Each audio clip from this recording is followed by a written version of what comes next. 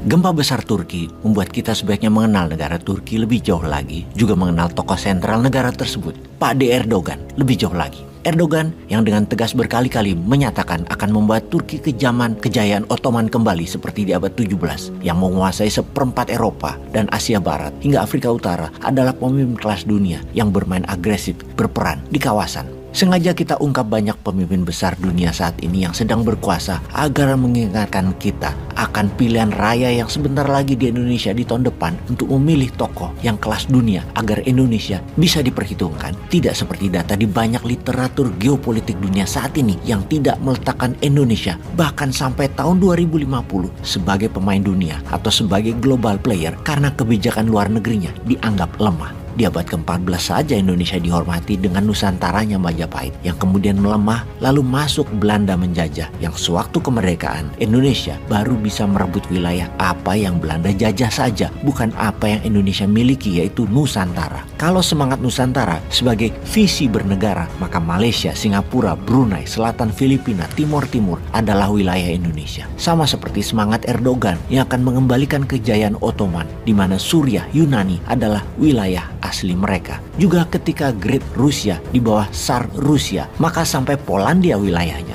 Ukraina adalah wilayah di bawah Kekaisaran Rusia. Kita kembali ke Turki agar menginspirasi kaum muda bahwa Nusantara wilayah kekuasaannya lebih luas dari Indonesia. Mengingatkan kita adalah sebuah negara besar yang dihormati. Bukan seperti era reformasi ini yang harusnya sudah selesai. Kita kurang dihormati. Kembali ke Turki, pada tanggal 13 November 2022 kemarin, bom besar menewaskan 8 warga sipil dan mencederai 80 warga di Istanbul, kota terbesar di Turki. Peristiwa tersebut merupakan pancingan termurka seorang Erdogan.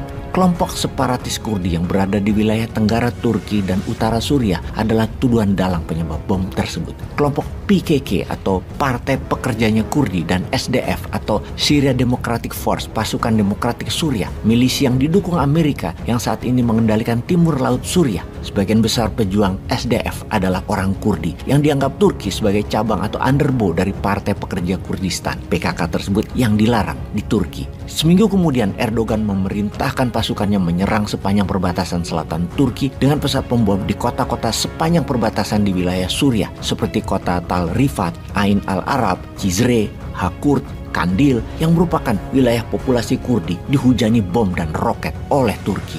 Kemudian di tanggal 21 November 2022, pasukan darat Turki masuk 30 km jauhnya ke dalam wilayah Suriah, menginvasi wilayah utara Suriah yang di dalam agresi militer hal ini disebut sebagai Deep Safe Zone, pengaman wilayah hingga ke dalam wilayah musuh. Dunia sedang fokus ke Ukraina. Turki menganeksasi Suriah bagian utara tanpa perlawanan berarti. Dan yang ini kita harus pahami sekali lagi mengapa Turki melakukan langkah agresi militer tersebut. Pastinya menunjukkan Turki memang pemain dunia. Buktinya lagi, Swedia dan Finlandia adalah contoh dua negara yang dimainkan oleh Turki. Kemudian juga Rusia yang hanya mau menggunakan Turki sebagai titik temu antara NATO versus Rusia. Yang berikutnya menunjukkan bahwa kesatuan nasional Turki adalah harga mati. Separatis Kurdi itu ibarat separatis Papua Merdeka. Demi menjaga Deep Safe Zone, kalau perlu ambil seperempat wilayah Papua Nugini. Untuk itu kita harus memahami Turki versus Kurdi. Suku Kurdi adalah sebuah suku yang tidak punya wilayah. Mereka memiliki bahasa sendiri, adat istiadat sendiri yang berbeda dengan Persia, dengan Arab, dengan Eropa pastinya. Populasinya saat ini sekitar 30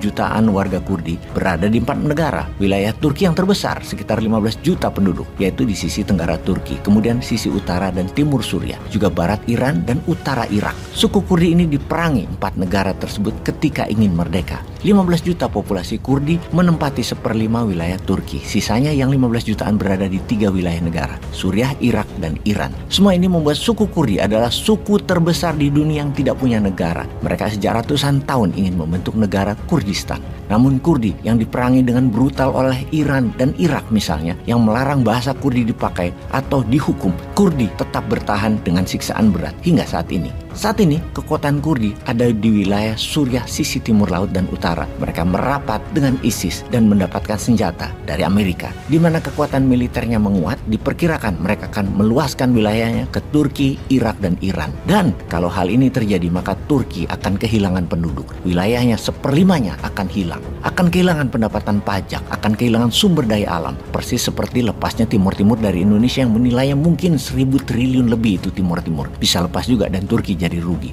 Turki tidak mau hal ini terjadi. Great Ottoman baru tidak ingin hal ini terjadi, dan Erdogan bayar mahal semua itu demi keutuhan negara kesatuan Turki. Untuk itu, kata Kurdistan dan bahasa Kurdi dilarang dipakai di publik di Turki, hanya dipakai sebagai pelajaran kebudayaan. Tindakan represif tersebut bukan hal baru. Turki sudah lebih dari 100 tahun memberlakukan hal tersebut. Baiklah sahabat Newmind, dengan informasi ini apa pelajaran yang harus dilakukan Indonesia ke depannya? Adakah peluang Indonesia kembali menjadi Nusantara? Atau bisakah Indonesia dalam 50 tahun ke depan kembali masuk menjadi negara top 10 superpower yang berpengaruh di dunia seperti Indonesia di tahun 1960-an yang dinyatakan sebagai negara terkuat di selatan Khatulistiwa? Peace.